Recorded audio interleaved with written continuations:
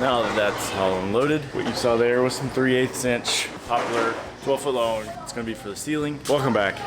Should have said that from the start. It's been about a week since the last worked. We went to Branson with some friends.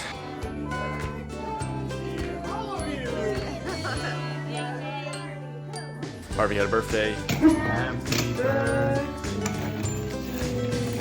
We had a film obligation. Now it's back to work and play. If you remember last time I said, we finished the bed, but I was thinking about adding one more support. And I'm gonna do that today. So the first thing I'm gonna do, I'm gonna add one more here.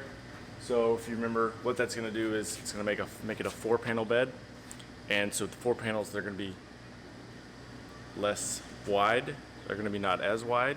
So the width is gonna be obviously smaller. That way I can tuck it up top above that window. I think I'm gonna mount my exterior light, porch light. Might start with some wiring. Regional. And as crazy as this sounds, I know it's crazy busy right now. Baseball coach. So if you haven't followed the other videos, what you see me now doing is drilling the holes for my bed brackets. I've got L-track on the wall, then I've got these double stud fittings, and it'll go on here like this, it'll bolt, and then I will weld this into the top, and the IKEA bed rails sit on top of that, and then I'll latch it down with a little thread female knob. That's what I'm doing right here, just drilling the holes, and once we get in back into the van, I'll show you that. Okay, so that other one is made.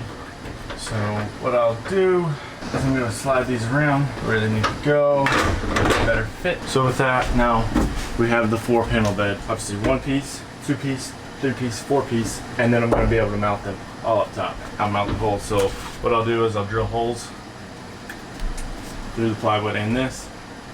I have some L-track there, and it'll go right up. So I wanted to show you real quick, for those of you that might not understand how I will be mounting them.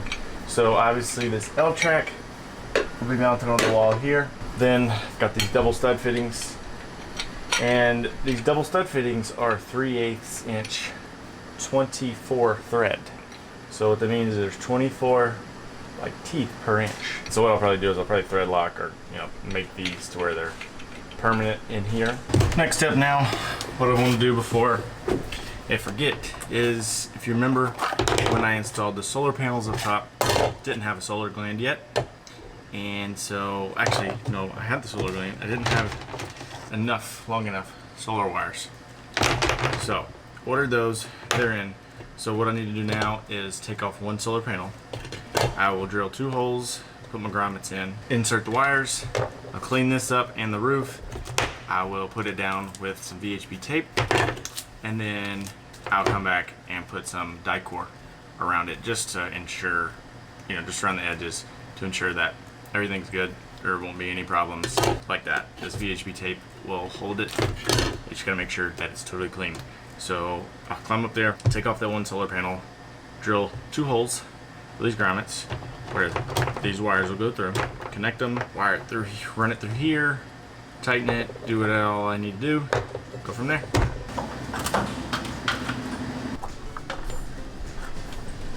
And first things first, I do need to remove the solar panel.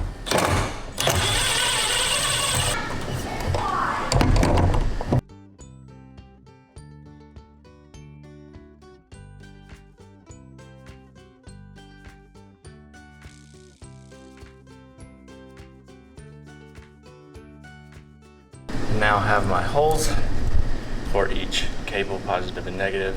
Now I'm going to clean up with some alcohol the roof.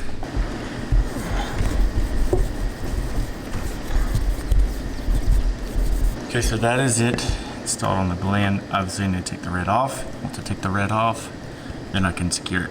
But first, I'm going to put my actual glands on there, slide my wires all the way in, put the wire through the hole of the roof, and then we'll therefore take the red off so that we can secure it.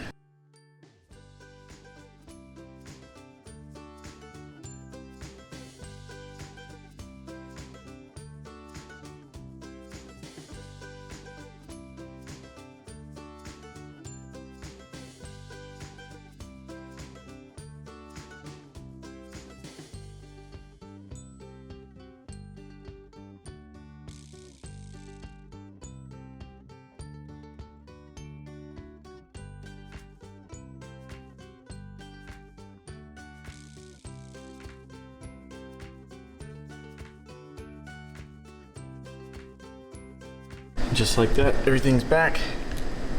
I've got my solar gland on, stuck down the VHB to die-core. Everything's connected, wires are inside. That is a check.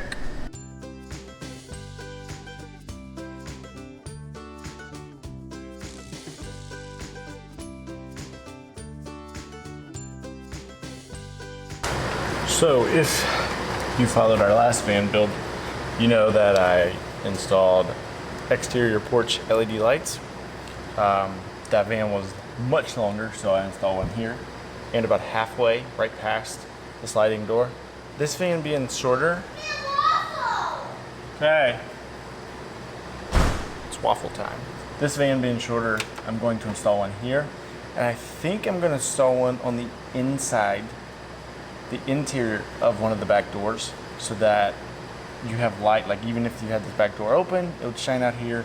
Or if you need to take a shower at night, like things like that, you have that light. So, you know, you've got that. I've got two of them. So I'm going to install one here for sure. And I think I'm going to install the other one off the interior back door. But what I'm going to do is I'm going to show you how I install these. So right here is all open. There is a thing for an airbag, so you need to check that. Don't go too far with your drill bit. You don't have to like panic. You can install it right around here. So what I'm gonna do is I'm gonna mark it. I'm gonna use some rib nuts, 1024 rib nuts. That way that, you know, it can be taken off. I'm gonna install a grommet. So that way I can pull this out.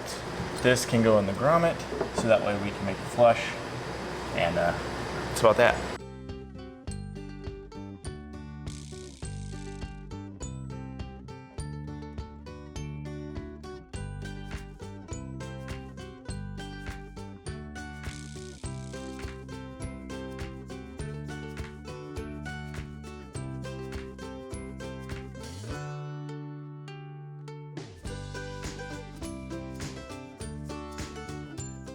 So that's that for the install. It is secured, and now the wire still needs to be run, and obviously just find out where the switch is going to be. And that's a wrap for today. So basically what I did after the light thing is we kind of did a floor plan of where everything's going. I'll further go into that tomorrow, and I started to do some wiring. I will also go further in that tomorrow. The wire that I use, that I've always used for vans, Airstreams. Obviously you can go better, you can go worse. It's just your preference. See you tomorrow. Hey, tell the camera, say stay steady. Stay steady. Say see you tomorrow. See you tomorrow. Say I'm a poop head. Poop head.